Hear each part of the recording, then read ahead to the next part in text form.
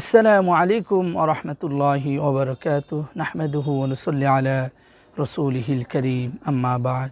প্রিয় ভাই বোনেরা, আজকে যে আমলটি আমি আপনাদেরকে শেখাবো সে আমলটি হলো, কোনো ব্যক্তি যদি প্রতিদিন সকাল এবং সন্ধ্যায় আমি যেই দোয়াটি একটু পরে আপনাদেরকে শেখাবো এই দোয়াটি যদি পাঠ করেন, তাহলে আল্লাহ সুবহানাহু ওয়া তাআলা এই দোয়ার বদৌলতে আপনার সন্তানকে হঠাৎ মৃত্যু থেকে এবং হঠাৎ দুর্ঘটনার কবল থেকে আল্লাহ সুবহানাহু ওয়া তাআলা হিফাজত করবেন, রক্ষা করবেন।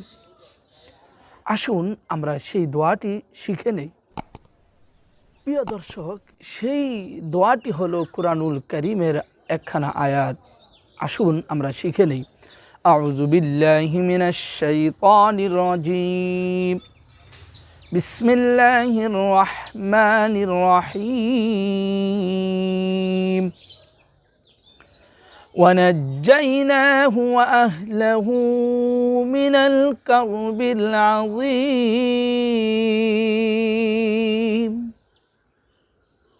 আমি আবারও বলছি, ونجيناه وأهله من الكرب العظيم।